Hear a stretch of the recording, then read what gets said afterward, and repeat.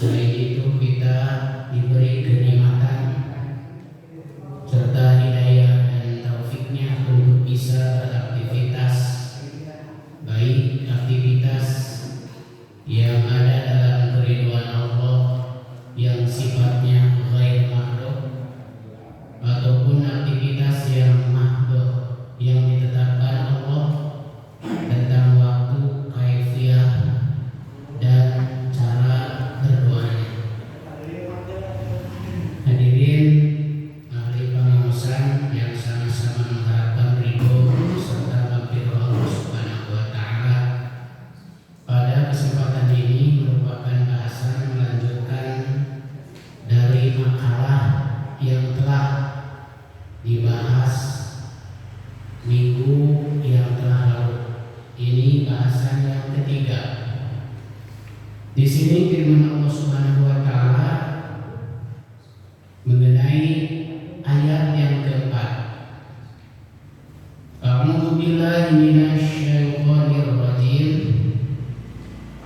Wa la tattabi'u khutuwatis syaitan. Innahu lakum aduwwun mubin. Kalau dalam lengkapnya ayat ini permulaannya yaitu panggilan kepada orang-orang yang beriman. Ya ayyuhalladzina amanu udkhulu fi silmi kafah. Kesananya wala tattabi'u khutuwatis syaitan. Innahu lakum aduwwun mubin. Ayat ini memberikan peringatan dari Allah Subhanahu wa taala kepada kita selaku orang yang beriman, hamba-Nya yang muslim, hamba Allah yang senantiasa melaksanakan berbagai aktivitas dalam kehidupan khususnya beribadah. Firman Allah, dan janganlah kamu mengikuti langkah-langkah syaitan. Tentu hal ini merupakan warning, peringatan bagi kita. Kenapa Allah melarang mengikuti langkah-langkah setan? Tentu hal ini orang tidak mungkin ujug-ujug melangkah begitu saja. Pasti bila mana orang melangkah atau orang bisa disebutkan pergi itu selalu memiliki tujuan. Minimal punya pengharapan atau kemauan atau juga memiliki keperluan, bisa juga memiliki hal yang sifatnya menurut dalam diri manusia. Jadi tidak mungkin kita ujung-ujung melangkah begitu saja.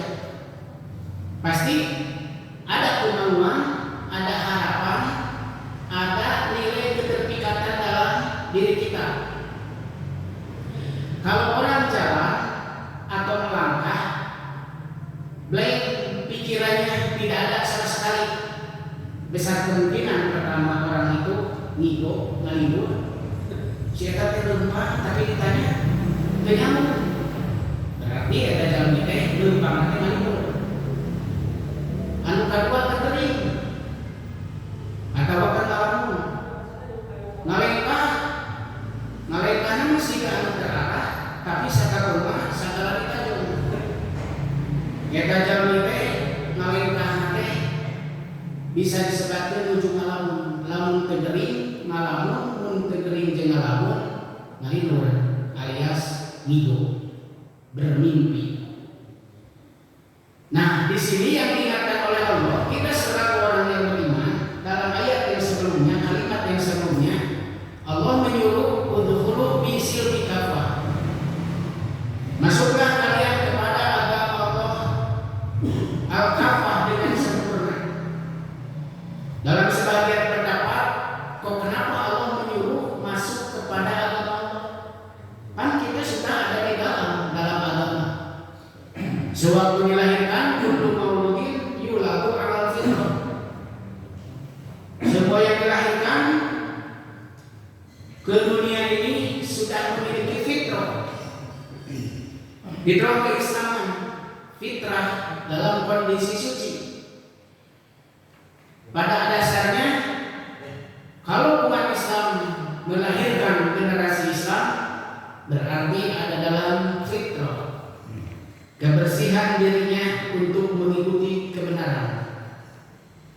Tapi Allah mewanti-wanti, ada kalimat wala tattabi'u khutuwati syaitan. Jadi khudu-khudu di sini dalam sebagian pendapat, kalimat khudu-khudu di sini adalah if'alu ma fil Islam. Kerjakanlah apa yang diperintahkan dalam Islam. Jadi bukan kita harus masuk, tetapi kita harus melaksanakan keislaman dengan sempurna. Kenapa Allah menyuruh masuk Islam atau mengerjakan ajaran Islam dengan sempurna? Karena Islam adalah agama yang sempurna. Nabi pernah bersabda atau melalui ayat al-yauma akmaltu lakum dinakum wa atmamtu alaikum ni'mati wa raditu lakumul Islam dinan. Pada hari ini aku telah menyempurnakan bagi kalian agama kalian.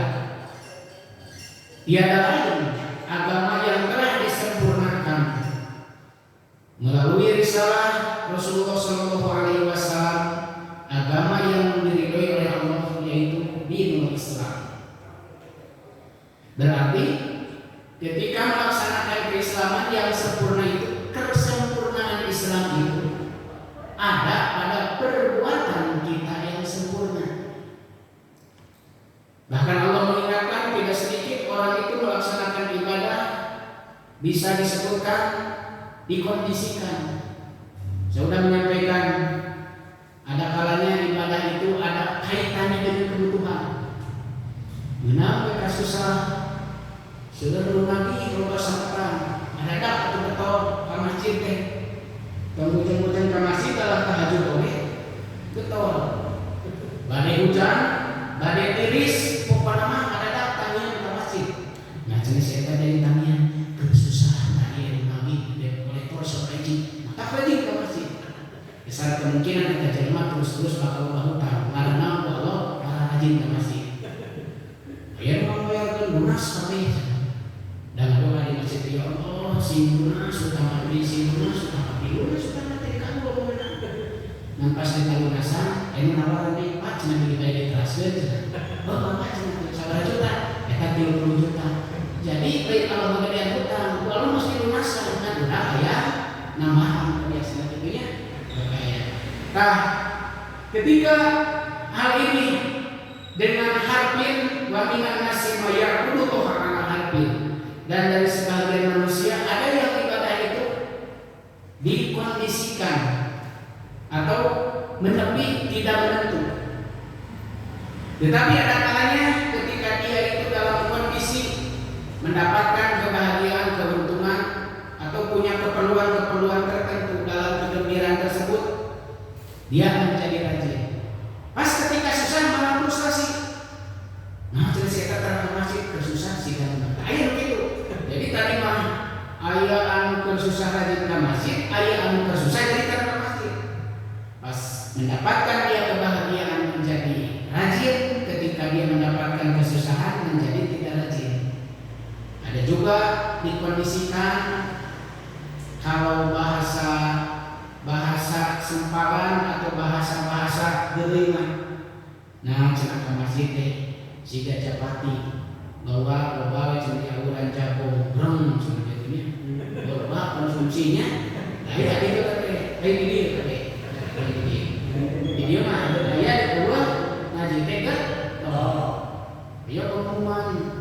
Oke, cenah malam Jumat teh mah garis di paparina sangu sewang sembako 150.000 jamaah. Bingung terus. Sebarkeun ka tiap-tiap RW sigana teras bakal ada bingung budak politik, budak gede, kolot dingin bakal bingung. Apa sebabnya? Aya nu siga kitu. Atawa siga sireum, loba anjir, loba amis jadi rajin. Memang syukurkan. Oh, kan kurban lamun sekayana anjir sireuk teh cepet. Ani saya teh cenah di kurbanna jadi rajin ka masjid. Oh, beda cenah aya tulang galung. Lain di dieu dibatur ieu. Di dieu mah insyaallah sadaya. Tah tadi sadaya. Nah, aya begitu teh. Ya ada bagian Idul Fitri tah. Eta bagi mah salah didinya aya zakat fitrah. Abi cenah ieu cenah daftar keluarga cenah kita bagi sebenarnya sakit cenah pun anak saya bagi 20 orang. Anjir makasih. Jadi sakit 20 teh. Nah, jadi ada kalanya seperti itu dikondisikan dengan kebutuhan. Makanya ibadah itu tiada dalil yang menguatkan kontinuitas dawamnya. Kata Nabi, dawam lillahi ta'ala. Deuk aya deuk eueuh kitu mah tetep kita ikhlas. Seandainya ada masalah nantinya tidak terbagi, tidak kebagian, berarti kata jadi bakal eueuh. Nah, jadi saya jadi kita cinta kebagian tulang. Gara-gara tidak bagian tulang jadi teu masjid. Permasalahan eta teh nah, kan karena tulang dari oge. Atawa karena bungkusan cerita rumah karena cangkedong gitu teh. Jadi iman cangkedong, iman tulang jeung iman dus kurang mah kada lillahi rabbil alamin lillahi ta'ala. Karena disindir Allah wa ma umiru illa liya'budullaha mukhlishina lahuddin. Artinya tiada lain aku memerintahkan untuk ibadah kepadamu agar ikhlas karena agama. Artinya melaksanakan agama Allah itu harus berdasarkan tulus murni. Seandainya ada hal-hal yang berkaitan aya mengasihan di pasien dari pasien dari tujuan eta, aya mengasihan dari pasien itu mah mangga. Urusanna eta mah sareng urusan hal-hal yang berkaitan ada bagian syariatnya. Nah di sini tadi juga disebutkan ada kenapa disebutkan Allah mengingatkan wala tattabi'u khutuwati syaitan. Janganlah kalian mengikuti langkah-langkahnya setan. Tidak mungkin bisa melangkah kalau tidak ada tujuan.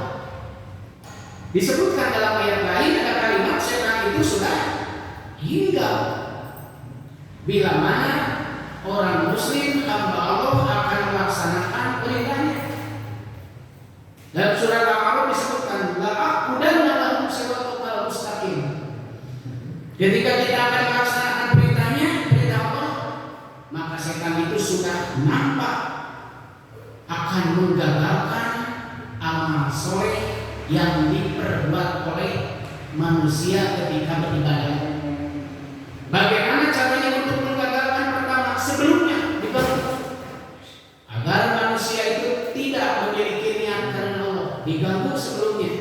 Kalau sholat dilalaikan waktunya, diundur-undur waktunya, dan iktikadnya lain karena Allah. Berangkat ke masjid penuh berusaha menerangi setan. Ketika datang sedang melaksanakan, setan pun berusaha bagaimana cara menggagalkan orang ketika beribadah. Digagalkannya menyelinap dalam jiwa manusia. Ada kalanya jasadnya menghadap ke kiblat kalau dalam sholat, memakai peci, memakai baju takwa, tapi pikirannya tidak konsentrasi sama sekali. Kosong pikirannya melamun. Kamu apa pikiran? Cenderung salah beli, bisa tayat-tayat. Ini ada ngelamun, dengan rasa. Jadi dari naon perlu dibaca. Hingga pantas Allah mengingatkan fawailul lil musholin. Anak itu mah tuh bari ngalamun lain sholat.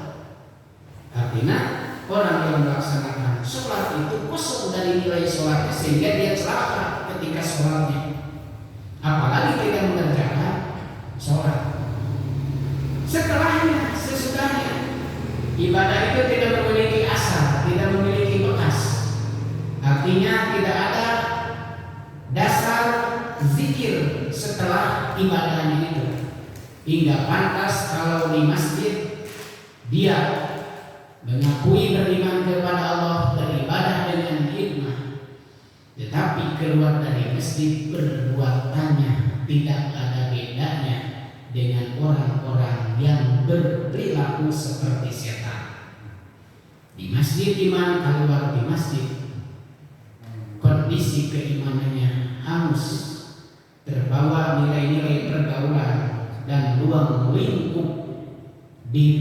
segi perbuatan-perbuatan yang melanggar kepada Allah. Nah, disinilah gambaran tipu daya setan. Setan itu akan menggoda manusia dengan beberapa pintu. Tidak mungkin orang bisa digoda oleh setan. Pertama, setan memiliki senjata. Pintu setan itu pertama dengan kemauan. Kemauan di sini adalah yuridu bihil hirsun. Orang memiliki kemauan dalam urusan kehidupannya dilandasi dengan yaitu sifat kerakusan. Bila mana orang sudah rakus dalam kehidupannya, tentu itikad dalam harta akan menghalalkan segala macam cara. Dalam urusan apapun bakal dia menjurus pada urusan-urusan yang haram. Kalau dengan kerakusan, artinya ambisi dalam urusan duniawi, bukan dalam arti tidak boleh mencari keuntungan dunia, tetapi bila mana menyelinap urusan kerakusan, suka tergelincir pada kelalaian. Tidak salah kalau Nabi menyebutkan bila mana orang rakus akan dunia akan dicabut nilai kehebatan dalam Islam. Makanya kalau kita rajin ibadah itu, jiwa kita selalu dekat dengan Allah. Tetapi ada yang aja dengan beberapa keuntungan dalam fasilitas dunia, sehingga dunia itu semakin banyak, itu semakin ambisi, nilai-nilai harapan dalam urusan dunia, sehingga lambat laun nilai-nilai ibadah itu akan ditinggalkan. Kita tahu banyak sejarah-sejarah yang ada di zaman Nabi, seperti halnya Sa'labah. Sa'labah itu tergolong orang miskin pada saat itu, tetapi dia sangat rajin dalam beribadah. Tetapi mungkin merasa kesal dengan kemiskinannya. Jadi siapa yang merasa nyaman dengan urusan dalam kehidupan bila mana dihadapkan pada kekurangan. Jadi tidak mungkin ketika orang dihadapkan pada kesulitan, baik dalam urusan dunia, urusan materi, atau dalam urusan yang lainnya, seperti halnya materinya kurang, harta bendanya. Bisa disebutkan juga selain materinya kurang, banyak ujian kesengsaraan dalam hidupnya, baik itu dengan sakit atau kesusahan yang lainnya. Tidak mungkin nyaman, sebab harapan manusia secara pribadinya selalu mengharapkan kenyamanan dan kebahagiaan. Hal ini tentunya sampai mendorong Sa'labah datang kepada Nabi. Kalau dengan bahasa kitanya, ya Nabi Allah, wahai Nabi Allah, cobalah aku doakan agar aku menjadi orang yang kaya. Nabi bertanya, kok kenapa kalian ingin menjadi orang yang kaya? Sa'labah ada alasan. Aku seandainya kaya akan melaksanakan ibadah dengan hartaku dan akan melaksanakan ibadah dengan sempurna supaya nyaman dengan kekayaan itu. Jadi dalam sejarah saking miskinnya Sa'labah punya kain. Kalau kain itu dipakai ibadah seperti kain ihram burda, seperti menurut masih gardeng ini musuh dipakai sholat nanti, dipakai ngabulan saliranya. Tahu kami menuju ibadah teh, itunya menuju ke masjid, bocor nate ngantosan ini bari mana dipoekan, ngantosan kain anu dicana pucar dengan kamu sholat anjeunna, mau ayahnya miskin ayahnya, wah miskin ayahnya kabenten, ku miskin apa masih begitu. Yang ngantosan untuk sholat dengan asal sekali sewa jeung istrinya saking miskin. Jeung Nabi anjeun bisi moal kuat lamun dibere kabeh halal. Wih dah ini masuk ini. Ya Nabi Allah sedang Nabi cik banyak abdi sholat sana. Istri abdi ngantosan hayang sholat berjamaah dengan istri. Supados gaduh kain teh dua biasa dianggo untuk anak. Jeung Nabi entong hayang beunghar anjeun bisi kuat buka beunghar. Gusti kali datang riwayat ke kali. Nya Nabi teh ngadoakeun, Allahumma atal mal ila sa'aba. Ya Allah cobi datangkeun eta harta ka sa'aba. Doa Nabi sacibuh metu saucap nyata da Rasulullah dikabulkeun. Nya beunghar baheula ada beberapa wasilah untuk ujug-ujug jelek berbagi masjid.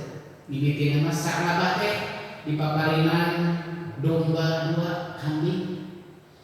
Ternyata eta kambing teh baranahan nepikeun ka loba. Malah kabeli sawah, kabeli ladang, perkebunan dan lain sebagainya. Mimiti nu tadina keur miskin mah salat teh awal waktu 5 menit deui 10 menit deui kadang sahabat atau saya di masjid. Gaduh nambahan hartanya jadi pasangan. Terus deui sami kemudian jadi masbuk sarokaat. Berikutnya masbuk 2 rakaat. Masbuk 3 rakaat kalau sholat 4 rakaat. Sampai masbuk semuanya. Lambat laun sholatnya ketinggalan orang lain bubaran sahabat balik datang. Mendingan kan daripada sholat dengan gitunya. Nah, sampai sakitu dina jawab semua wes we sahabat eta aya Nabi naruskeun. Afara'aita apakah kau tahu fi aina sa'abah di mana ari sa'abah? Anjeun apa teu ari sa'abah ka mana jeung di mana nu digelarkeun? Jeung sahabat anu terang abdi terang Rasulullah tadi waktu abdi ngalangkung bade ka masjid sa'abah masih kene ngurus-ngurus hartana, ngurus pakaianna, hasil tatanen ternakna jeung pembantunya tadi nepikeun ka masih kene sibuk nalika ada. Lambat laun teu aya informasina. Saur Nabi coba datangan sahabat. Pintalah sebahagian zakat atau sedekah dari hartanya. Kan ada kata zakat pertanian kan? Zakat pertanian itu 10% bila mana disirami dengan air hujan. 5% bila mana disirami atau kita yang lebih dominan kerja kerasnya. Itu ya. Terus peternakan juga ada kalkulasinya. Biasanya kambing dari 100 itu ada 1 ekor dan seterusnya biasanya gitu. Tanya jangan zakat sebab zakat itu wajib atau mungkin sahabat ingin mentitipkan sebagian hartanya di jalan Allah. Ayo utusan kasih dicari sudah sahabat. Aku datang ke sini salam dari Nabi. Apakah engkau sehat? Masih tetap melaksanakan ibadah? Kemana saja? Engkau tidak pernah kelihatan di masjid. Dan Nabi memerintahkan minta bagian untuk melaksanakan kalian dengan zakat dan sedekah dari harta yang kau miliki. Sahabat menjawab, biasa orang kalau sudah kaya, kalau kekayaan itu terasa, apa yang dia dapat itu seolah-olahnya dari hasil tenaga dan kerjanya sendiri. Gitu. Jadi makanya, namun sedobakan makanya orang pilihan aja. Makanya itu aja. Makanya badai di balik tangga lah. Makanya itu kan. Namun sedina harta anu sanes. Nah, atuh disumpingkeun teh. Doma anu panggocrena gitu ya. Doma anu pangletikna ya. Siga urang gini mun boga duit 2 juta kan anak esengna. 2000-nya kayak sahilas itu punya tenang, sahilas daripada gede sunu. Sami senang masukkeun nah eta cuma anu minta kudu mah 2000 sekali ngombekeun 100.000 cik sapulangan. Atuh yang konjeng itu buka kena sering aya. Baik baca. Aya. Jadi kita pengulangan kan. Ieu mah pangalitna. Jadi milihan pangalitna anu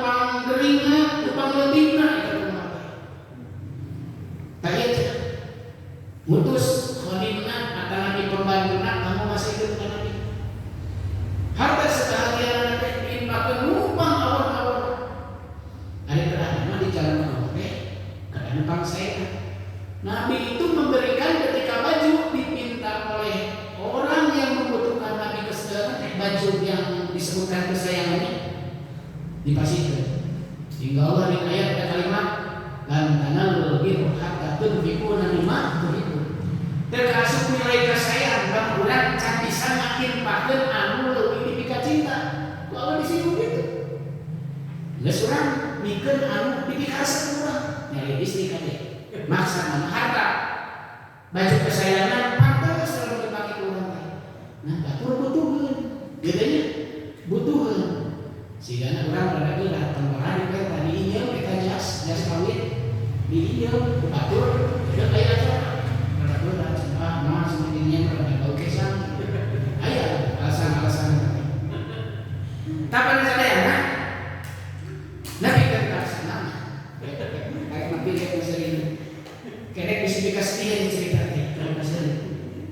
Ceritanya kata Nabi, kembalikanlah kambing ini dan harta ini karena tidak layak dari jumlah harta yang dimiliki oleh sahabat dengan yang diberikan. Diuikan deh, sahabat diuikan deh dari diberikan dengan halus, nyalus deh cerita ini. Nah kalau gitu kan, jadi demikian katanya, itu tandanya nilai kerakusan. Sampai sahabat itu dikabarkan sakit, sampai sahabat itu setelah sakit dan meninggal dunia. Sahabat tadinya sahabat soleh meninggal dunia dalam tipu daya harta yang dikelabui oleh setan. Semakin sibuk, semakin meninggalkan ibadah. Apakah belum tepat bila kita mengambil contoh Abdurrahman bin Auf ketika tinggi kekayaannya semakin antusias juga dalam melaksanakan ibadah. Makin beunghang teh itunya semakin tinggi kekayaannya apa yang dimiliki justru semakin komitmen dalam berjuang di jalan Allah. Tak kudu itu. Anu balaeun teh di masjid teh dihitung-hitung teh ka hiji loba kolot ka dua loba jelema miskin. Tuh, gitu. Jadi kalkulasi sensus PRT. Ya, si hartana sabaraha, si posisinya apa teh ini kalau mah yang kategori misalkan sumbangan teh biasanya. Nah, mun bisa mah semakin tinggi kekayaan apa yang kita miliki berarti harus semakin ibadah itu bagus. Apa sebabnya? Dengan kekayaan ada kalanya orang meningkat nilai gengsinya. Kusababun mubalik na miskin aya nilai gengsi. Kosong aya. Nah, begitu setan. Sebab orang yang memiliki penilaian bagus itu sifat setan. Kan disebutkan, naon ngahalangan anjeun sampai ka anjeun teu bisa sujud. Mamanaka Allah antas sudah. Naon anjeun anu ngahalangan nepikeun ka teu bisa sujud. Disebutkeun, ana khairun aku lebih bagus daripadanya. Maksudnya daripada Nabi Adam. Khalaqtani min nar wa khalaqtahu min tin. Aku diciptakan dari api, garam, panas. Sedangkan Adam diciptakan dari tanah, sifatnya pasif. Masa aku harus tunduk kepada Adam? Ya, tapi di sini latar belakangnya nilai ketaatan kepada Allah. Apa sebabnya kalian tidak mau beribadah dengan baik? Karena memiliki keegoan dalam diri. Maka pantas bila mana orang ada kesombongan, kecongkakan hingga meninggalkan ibadah, menolak yang hak, orang itu tidak akan masuk surga. Jadi sombong teh bukan nimbung-nimbung baju yang bagus, alat-alat yang bagus, atau mungkin yang dimiliki bagus. Maksudnya sampai menolak hak, tidak mau beribadah. Apa yang ada kelebihan pada dirinya, orang itu tidak bisa mengantarkan semua fasilitasnya untuk masuk surga. Allah akan membiarkan kepada orang tersebut. Jadi satu, pintu setan itu dengan kerakusan. Yang kedua dengan emosional, dengan kemarahan. Pantas kata Nabi, orang yang gagah dan kuat itu bukan orang yang kekar badannya, sehat badannya, memiliki tenaga yang sangat tangguh, tetapi orang yang bisa memerangi hawa nafsunya. Indal ghadab, ketika marah, alladzi yamlikuna nafsahu indal ghadab, yaitu orang yang bisa mengekang hawa nafsunya ketika dia marah. Nah, setan itu menggunakan tipu daya kepada manusia dengan kemarahan. Sebab apa? Marah itu akan melumpuhkan akal sehat. Kalau orang sedang ridho, tidak marah, akalnya jalan. Hanya anaknya dicintai, barangnya dijaga, ucapannya dijaga, perbuatannya dijaga. Karena apa? Karena akalnya sedang berfungsi. Tetapi bila marah, biasanya anak yang disayangi akan kena dampaknya. Mendingan hanya ucapan yang kotor. Ada juga perbuatan yang melalui hamparan tangan atau ringan tangan.